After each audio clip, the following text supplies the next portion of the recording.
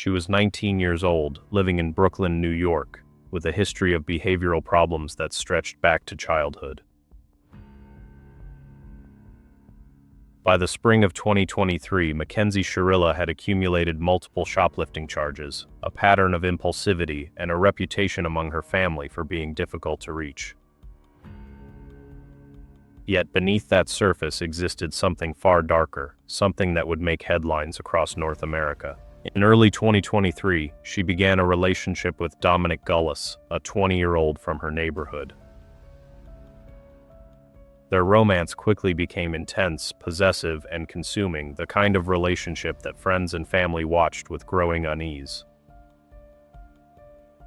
By July, the pair had become inseparable, and Mackenzie had fixed her entire world around Dominic in ways that alarmed those closest to them. On July 4, 2023, everything changed. Dominic Gullace, Ryan O'Mara, and Mackenzie Shirilla were traveling in a silver Hyundai Elantra crossing the Thousand Islands International Bridge, a structure that spans the St. Lawrence River connecting New York State to Ontario, Canada.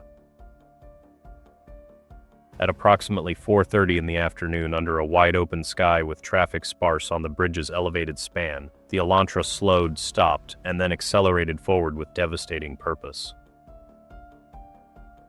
The vehicle breached the bridge's railing and fell 80 feet into the cold gray water below.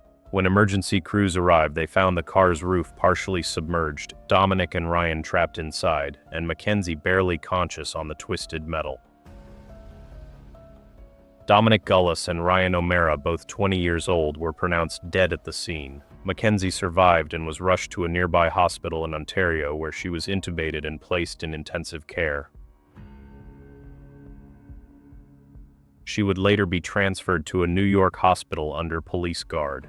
As investigators combed through the wreckage, they uncovered evidence that contradicted the narrative of a tragic accident.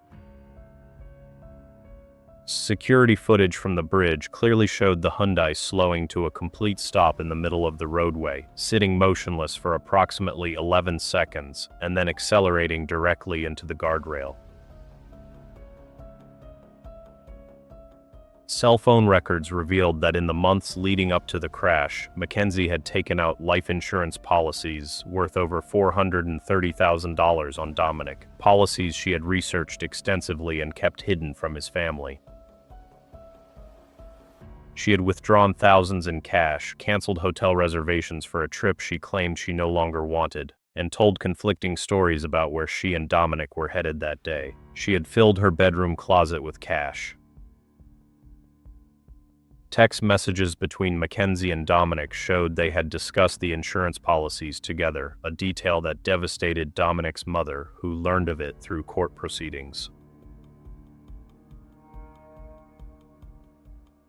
Dominic's mother, Maria Gullace, would later file a wrongful death lawsuit against Mackenzie and her family, seeking millions in damages, and she appeared at court hearings with composed dignity while reading her impact statement about the boy she had raised.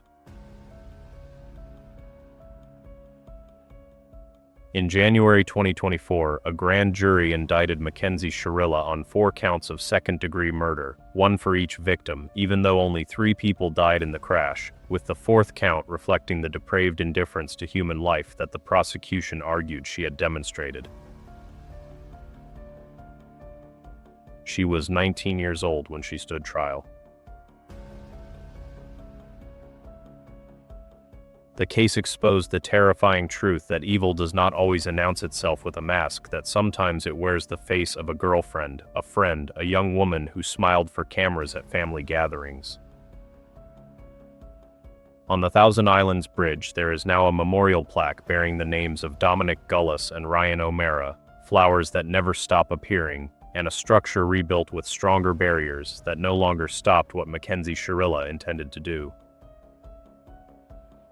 The water below still flows cold and gray beneath that bridge, holding answers that a 19-year-old girl chose to take with her to a courtroom, where she sat in handcuffs and listened to a jury of 12 strangers decide she would spend decades behind bars for killing everyone she claimed to love. If you enjoyed this story, like and subscribe. Hit the bell so you never miss the next one. Stay sharp.